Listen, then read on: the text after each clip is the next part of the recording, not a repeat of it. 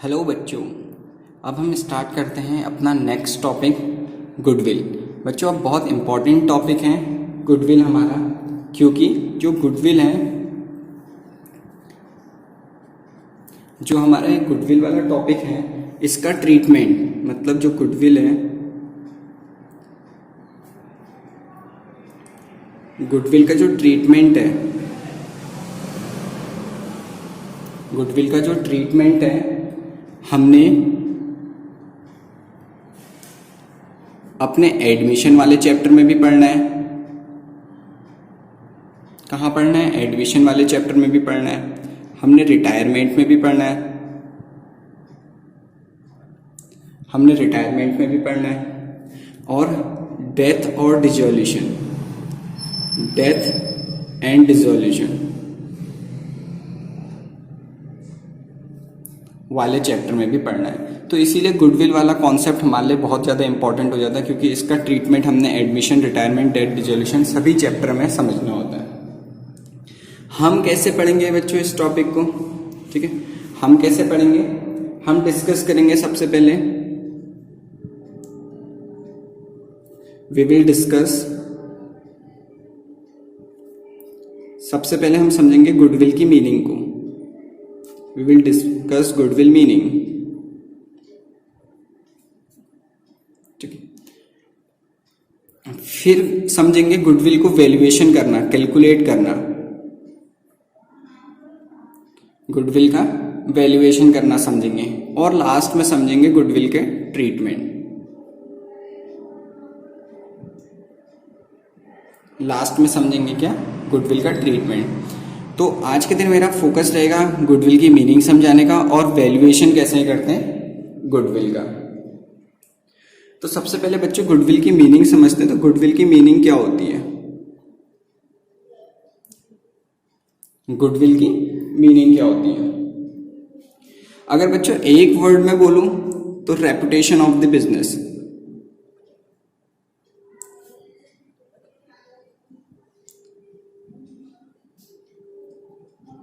एक वर्ड में बोलूं तो रेपुटेशन ऑफ द बिजनेस। लेकिन अगर 1 मार्क्स में क्वेश्चन आ गया व्हाट इज गुडविल, तो आप लिखेंगे monetary value of the advantage,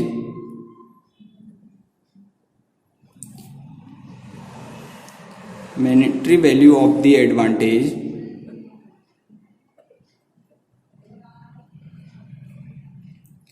you have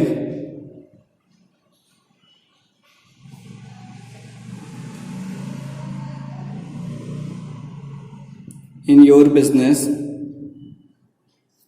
you have in your business which brings benefit,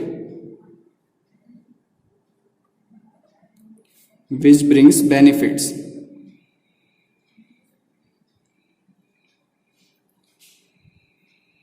and it is an intangible asset. It is an intangible asset. बच्चों समझो क्या कह रहे हैं, डेफिनेशन क्या कह रही। मैंने सबसे पहले बोला गुडविल क्या है? Reputation of the business. Goodwill एक रेपुटेशन होती है बिजनेस की।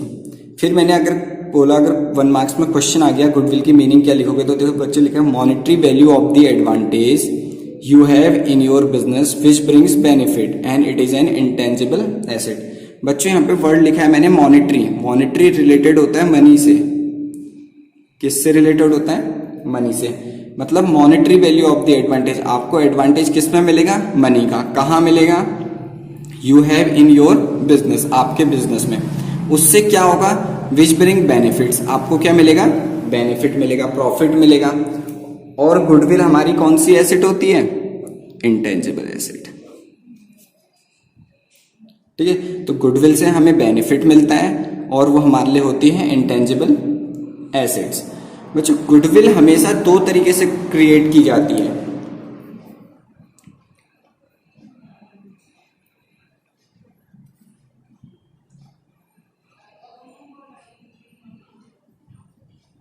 गुडविल हमेशा दो तरीके से क्रिएट की जाती है। फर्स्ट तो होता है कि हम गुडविल परचेज कर लें। फर्स्ट तरीका क्या है गुडविल क्रिएट करने का? हम गुडविल को क्या कर लें? परचेज कर लें। सर मतलब कैसे परचेज करें? जैसे बच्चों हम परचेज करते हैं टाटा का सॉल्ट, पैकेट परचेज करते हैं, ठीक है, टाटा का।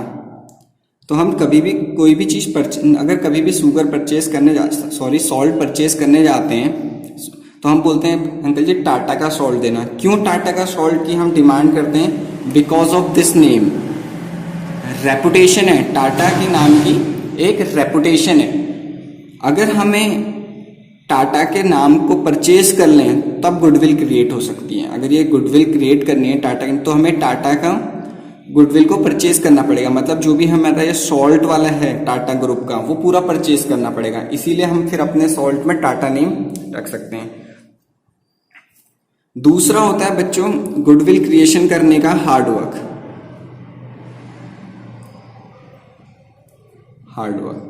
दूसरे कैसे किस तरीके से गुडविल क्रिएट हो सकती है? Through hard work. हम ईयर बाय ईयर, साल दर साल मेहनत कर रहे हैं अपने बिजनेस में।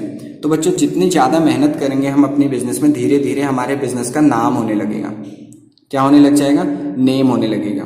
तो फिर लोग हमें पहचानने लगेंगे। जैसे टाटा ग्रुप को, रतन टाटा जी को किस नाम से? टाटा के सन्स के जानते हैं, क्योंकि इन्हें अपने प्रोडक्ट की क्वालिटी इतनी अच्छी की कि अब सब लोग टाटा की चीजें परचेज करते हैं। तो इनने क्या किया उस नेम को बनाने के लिए? हार्डवर्क किया।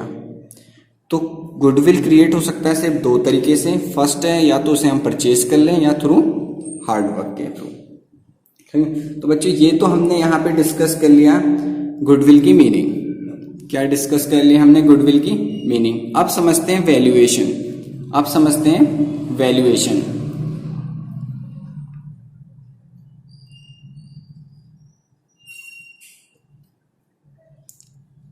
Valuation of goodwill. गुडविल को वैल्यूएशन मतलब कैलकुलेट कैसे करते हैं, इन शॉर्ट हमने ये सीखना है। तो बच्चों गुडविल को वैल्यूएशन के लिए हमारे पास मेथड्स हैं कुछ, ठीक है। गुडविल को कैलकुलेट करने के लिए कुछ मेथड हैं, ठीक है। तो हमारे कोर्स के अकॉर्डिंग 3 मेथड हैं जिससे हम गुडविल को वैल्यूएशन कर सकते हैं। कितने मेथड हैं? 3 मेथड हैं जिसके थ्रू हम अपनी गुडविल को वैल्यूएशन कर सकते हैं, ठीक है। समझ रहे हैं वैल्यूएशन ऑफ गुडविल। अब मेथड में आ गया, ठीक है। मेथड सबसे पहले वो कौन सा तरीका, सबसे पहला तरीका है जिससे हम गुडविल कैलकुलेट कर सकते हैं, वो है average profit method.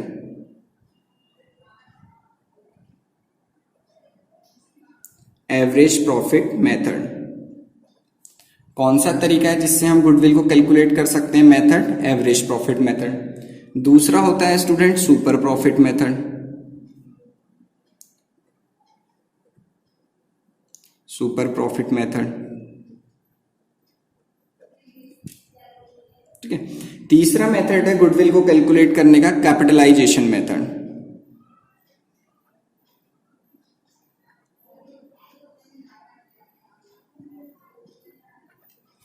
Capitalisation method. तो हम समझ रहे हैं बच्चों valuation of goodwill. Valuation of goodwill मतलब गुडविल को कैलकुलेट कैसे करते हैं। उसके 3 तरीके हैं। कितने तरीके हैं? 3। Average profit method, super profit method and capitalization method. Average profit method बच्चों फर्दर 2 पार्ट में डिस्ट्रीब्यूट होता है। Average profit method further 2 part में डिस्ट्रीब्यूट होता है। एक कहते हैं सिंपल एवरेज,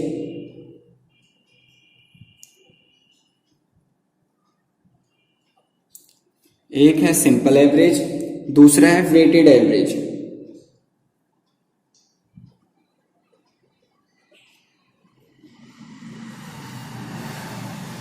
एक है सिंपल एवरेज, दूसरा है वेटेड एवरेज।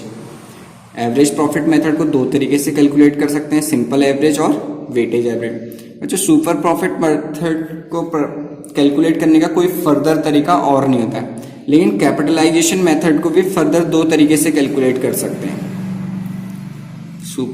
कैपिटलाइजेशन मेथड को भी फर्दर कितने तरीके से कैलकुलेट कर सकते हैं? 2 तरीके से। एक होता है नॉर्मल प्रॉफिट के थ्रू, एक होता है नॉर्मल प्रॉफिट के थ्रू और दूसरा होता है सुपर प्रॉफिट के थ्रू। दूसरा कैसे कैलकुलेट कर सकते हैं? सुपर प्रॉफिट के थ्रू। बच्चों एक चीज आपको पहले क्लियर कर दूं, जब हम एवरेज प्रॉफिट मेथड से सिंपल एवरेज या वेटेज एवरेज से गुडविल को वैल्यूएशन करेंगे तो इन दोनों मेथड से आंसर डिफरेंट आता है। क्या हमारा आंसर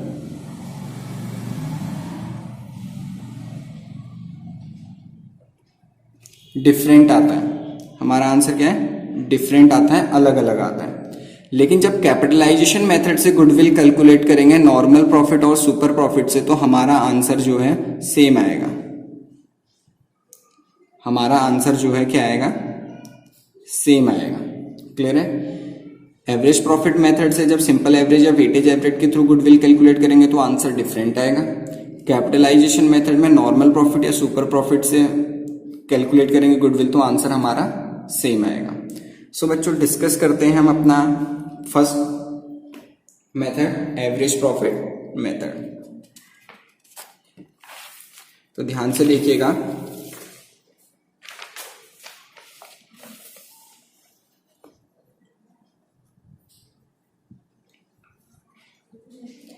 फर्स्ट है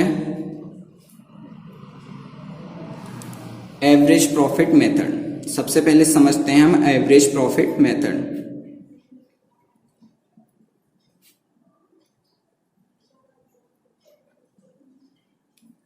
एवरेज प्रॉफिट मेथड के थ्रू हम गुडविल कैसे कैलकुलेट कर सकते हैं? तो बच्चों यहां पे एवरेज प्रॉफिट मेथड में गुडविल कैलकुलेट करने का फॉर्मूला होता है, समझना मैं क्या बोल रहा हूं। एवरेज प्रॉफिट मेथड से गुडविल कैलकुलेट करने का फॉर्मूला होता है average profit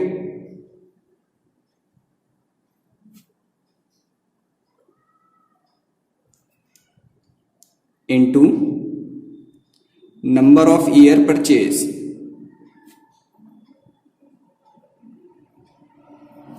into number of year purchase.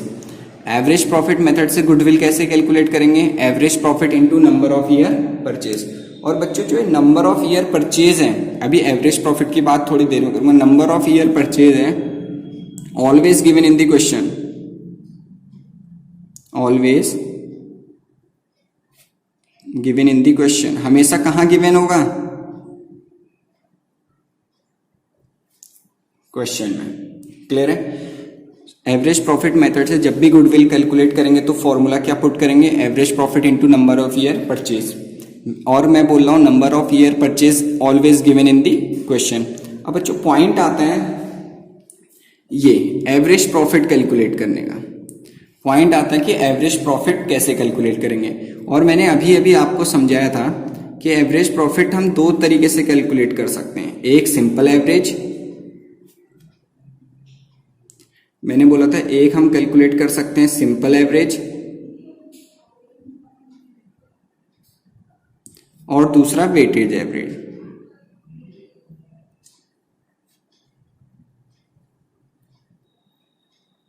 यही तो बोला था कि जो एवरेज प्रॉफिट है हम इसको दो तरीके से कैलकुलेट कर सकते हैं, एक सिंपल एवरेज के थ्रू, एक वेटेज एवरेज के थ्रू। दोनों के थ्रू हम क्या कैलकुलेट करेंगे? Average profit. ठीक है, तो एग्जाम्पल से समझते हैं कि सिंपल एवरेज कैसे कैलकुलेट करेंगे। मतलब जब भी आपको गुडविल कैलकुलेट करने आएगी एवरेज प्रॉफिट मेथड से, तो आपको क्वेश्चन में गिवन होंगे ईयर और प्रॉफिट, ईयर और प्रॉफिट।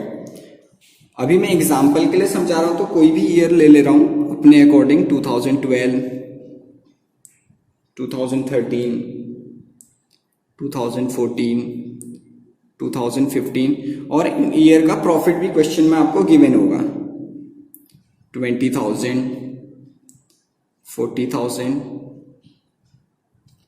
50,000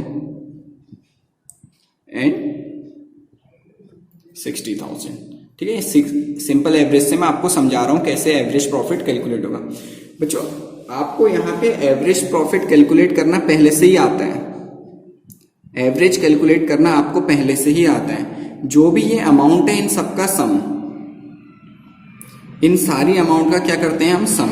ये हमने अपने बचपन से सीखा है कि एवरेज कैसे निकालते हैं, 20,000 प्लस 40,000 प्लस 50,000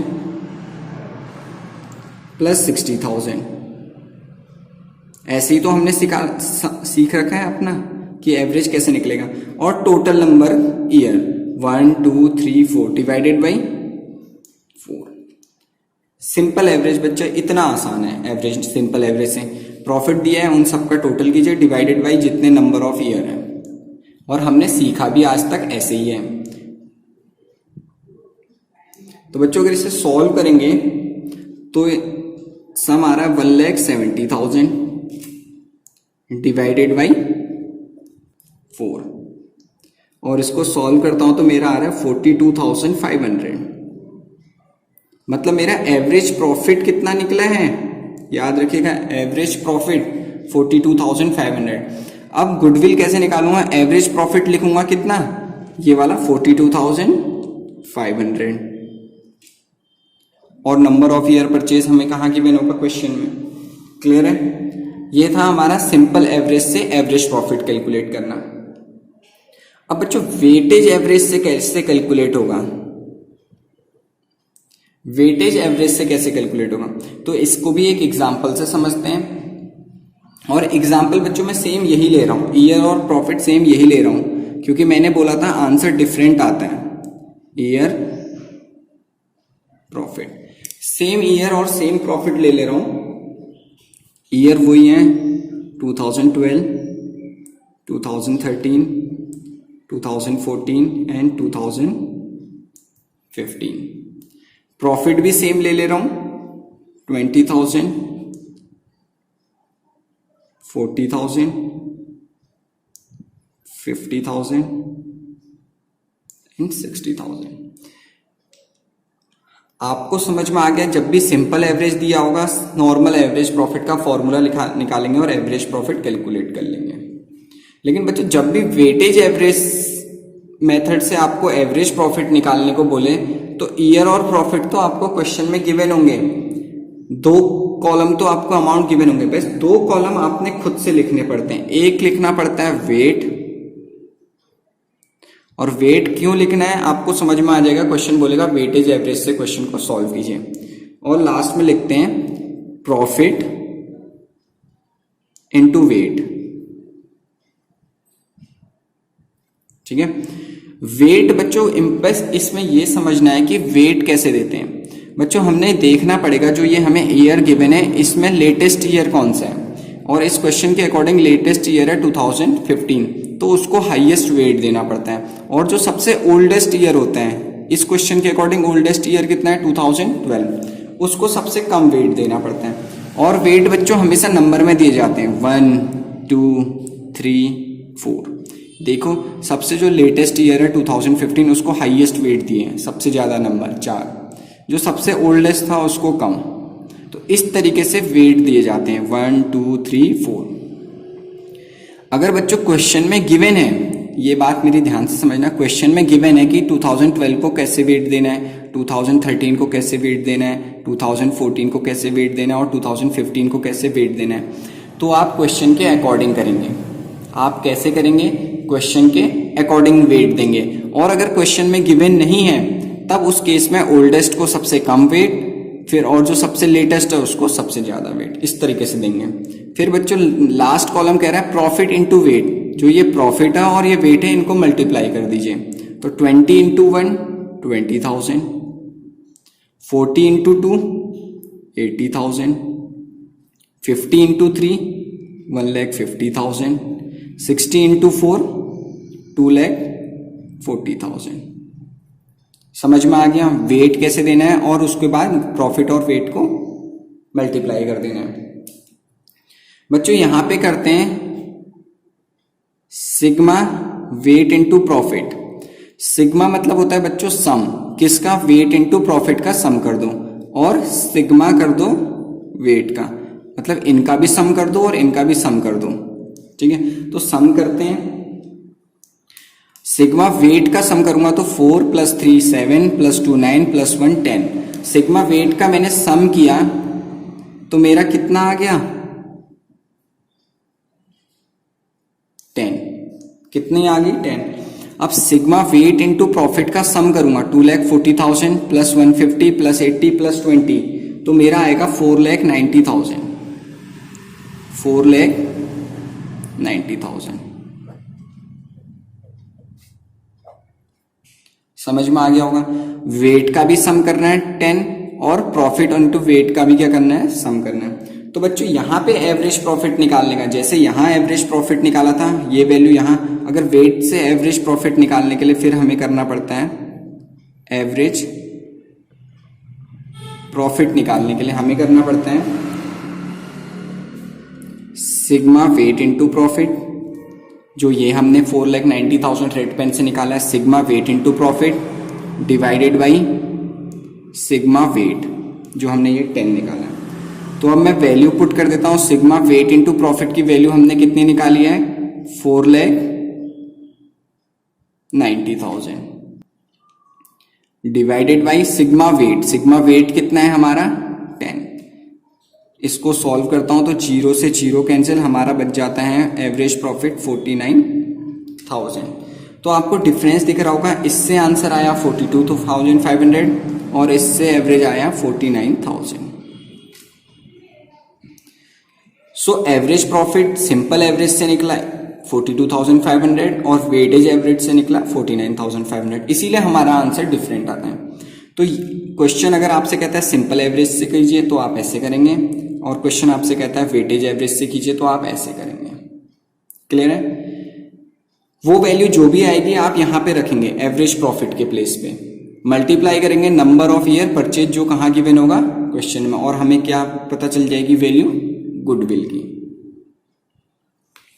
सो स्टूडेंट आपको यहां तक क्लियर हुआ होगा।